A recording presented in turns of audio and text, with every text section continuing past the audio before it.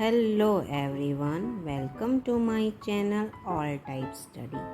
आज का हमारा टॉपिक है संज्ञा। आज हम हिंदी लैंग्वेज की संज्ञा करेंगे।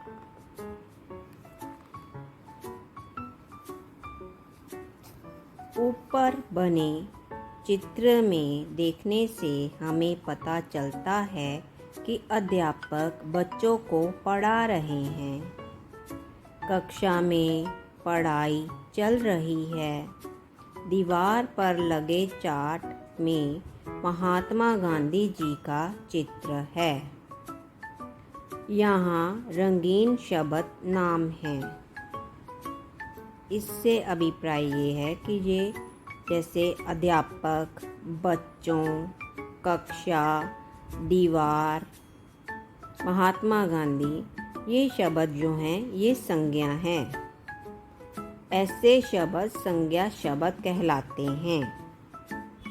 संज्ञा अर्थात नाम या पहचान। संसार में कोई भी वस्तु, प्राणी अथवा जीव बिना नाम के नहीं होते। नाम ही किसी वस्तु की अथवा जीव की पहचान होती है। इस प्रकार हम कह सकते हैं कि किसी व्यक्ति, वस्तु, स्थान, प्राणी, भाव, गुण तथा अवस्था के नाम को संज्ञा कहते हैं। एक बार फिर, संज्ञा किसे कहते हैं, ये आपका क्वेश्चन है।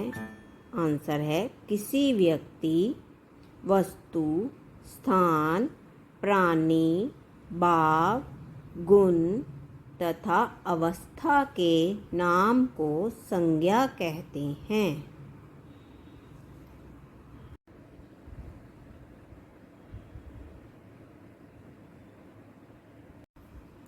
संज्ञा के भेद। संज्ञा के प्रमुख रूप से 3 भेद होते हैं।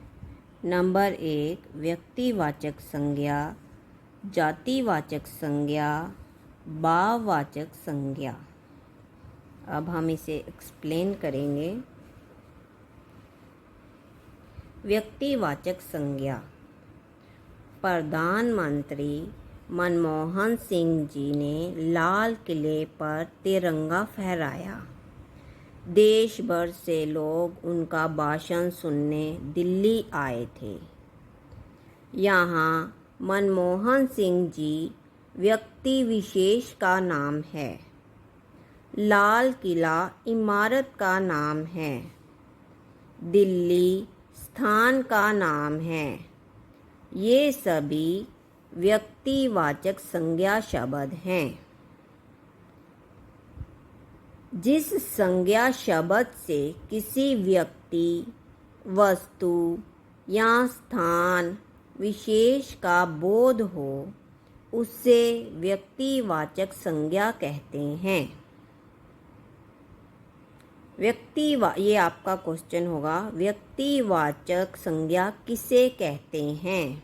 उसका आंसर है जिस संज्ञा शब्द से किसी व्यक्ति, वस्तु या स्थान विशेष का बोध हो, उसे व्यक्तिवाचक संज्ञा कहते हैं। जैसे Bible, Quran, Mahabharata, Delhi, Punjab, America, Amitabh, Bill Clinton आदि शब्द विशेष व्यक्ति, वस्तु तथा स्थान का बोध करा रहे हैं, इसलिए ये व्यक्तिवाचक संज्ञा है। व्यक्तिवाचक संज्ञा कोई विशेष चीज, कोई विशेष व्यक्ति जो एक ही है। जैसे आप देखें, बाइबल एक है, कुरान एक है, महाभारत एक है, ये सब एक हैं, ये 2-4 तो नहीं हैं। दिल्ली एक है, Punjab, America, Amitabh, Bill Clinton आदि सब एक हैं। ये एक से ज़्यादा तो नहीं हैं, ये एक ही हैं, इसलिए ये व्यक्तिवाचक हैं। इन सब को व्यक्तिवाचक संज्ञा कहते हैं।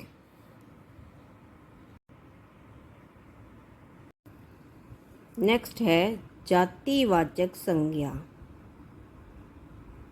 बकरियां घास चर रही हैं, लड़कियां मैदान में खेल रही हैं। अब आप यहाँ देखो, यहाँ बकरियां, लड़कियां और मैदान शब्द अपनी अपनी जाति का हमें बोध करा रहे हैं। ये शब्द किसी एक व्यक्ति या स्थान के लिए नहीं कहे गए हैं। बकरियां देखो, कोई फेमस बकरी तो है नहीं। लड़कियां, ये भी कोई फेमस नहीं है। मैदान, मैदान कितने ही होते हैं, लड़कियां कितनी होती हैं, बकरियां कितनी होती हैं, ठीक है ना। इसलिए ये जातिवाचक है। ये देखो, जिस संज्ञा शब्द से संपूर्ण जाति या समूह का बोध हो उसे जातिवाचक संज्ञा कहते हैं। अब आपको क्लियर हो गया। जातिवाचक संज्ञा किसे कहते हैं? जिस संज्ञा शब्द से संपूर्ण जाति या समूह का बोध हो उसे जातिवाचक संज्ञा कहते हैं। जैसे अध्यापक, बच्चा, जानवर, गली, पहाड़, बाजार, स्कूटर आदि शब्द एक ही प्रकार के प्राणी, वस्तु और स्थान का बोध करा रहे हैं। इसलिए ये जातिवाचक संज्ञा है। समझ में आया आपको? ये देखो, अध्यापक, अध्यापक जब जैसे स्कूल में अध्यापक हमारे पढ़ाते हैं तो कितने अध्यापक होते हैं, ठीक है ना। कोई एक का नाम तो नहीं है, अध्यापक कहा गया है। ये जाति या समूह का बोध करवा रहा है। बच्चा, बच्चा एक बच्चे का किसी का नाम नहीं है। बच्चा, बच्चा कोई भी हो सकता है, ठीक है ना। ये किसी फेमस का नहीं है नाम। बच्चा, जानवर, ये देखो जैसे नीचे पिक्चर में दिखाए गए कितने सारे जानवर हैं। कोई एक का नाम तो है नहीं, कुछ ये तो लिखा नहीं, जिराफ है, रैबिट है, मतलब कुछ भी, ऊंट है, हिरन है, कुछ नहीं लिखा। उन्होंने सिर्फ जानवर लिखा है। ये भी समूह हो गया। ये माउंटेन, ये माउंटेन, ये भी कुछ नहीं, उन्होंने माउंटेन, पहाड़ जैसे उन्होंने लिखा है। पहाड़ में देखो, उन्होंने ये नहीं बोला डलहौजी के पहाड़ हैं, मंसूरी के पहाड़ हैं, कि पहाड़ लिखे, समूह है, ये भी समूह है, ठीक है। बच्चा, बच्चे का कोई नाम नहीं है, देखने में पिक्चर में सिंगल है, लेकिन बच्चा, उसका बच्चे का कोई नाम हो, राम, श्याम, सीता, गीता, मतलब नाम हो तो वो व्यक्ति में वाचक संज्ञा में आएगा। बच्चा कहा गया है तो बच्चा जो होता है वो जातिवाचक संज्ञा कहलाता है। ओके, अब आगे संज्ञा का लास्ट भेद भाववाचक संज्ञा। थकान, मिठास, बुढ़ापा, गरीबी, आज़ादी, हंसी, चढ़ाई, साहस, वीरता आदि शब्द भाव, गुण, अवस्था तथा क्रिया के व्यापार का बोध करा रहे हैं। इसलिए इन्हें भाववाचक संज्ञा कहते हैं। इस प्रकार किसी भाव, गुण अथवा अवस्था या क्रिया के व्यापार का बोध कराने वाले शब्द भाववाचक संज्ञा कहलाते हैं। किसी भाव, गुण, अवस्था या क्रिया के व्यापार का बोध कराने वाले शब्द भाववाचक संज्ञा कहलाते हैं।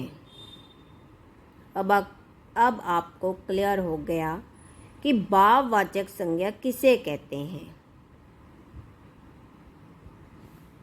किसी भाव, गुण, अवस्था या क्रिया के व्यापार का बोध कराने वाले शब्द भाववाचक संज्ञा कहलाते हैं। जैसे एग्जाम्पल करते हैं, आपको पता लगेगा। लगातार कई घंटों तक खेलने से मुझे थकान हो गई। ठीक है, इसमें थकान क्या है? भाववाचक संज्ञा। ये भाव है एक इंसान का कि वो थक गया है, उसे थकान हो गई है लगातार खेलने से। ये सबसे फर्स्ट में उन्होंने बताया है ना, भाववाचक संज्ञा में थकान शब्द। ये देखो, थकान आपको अब पता चला। लगातार कई घंटों तक खेलने से मुझे थकान हो गई है, ये भाव है, इसलिए इसे भाववाचक संज्ञा कहते हैं। नेक्स्ट है, करेले में कड़वापन होता है। अब इसमें कड़वापन, ठीक है, ये गुण है, करेले का गुण है कड़वापन। करेला मीठा नहीं होता, कड़वा होता है। करेले में कड़वापन होता है, ये भाववाचक संज्ञा है। ठीक है, इसमें कड़वापन है जो, वो भाववाचक संज्ञा है। गरीबी सबसे बड़ा अभिशाप है। अब इसमें ये देखो, इसमें गरीबी, जो गरीबी है ये भी भाव है, गरीब है।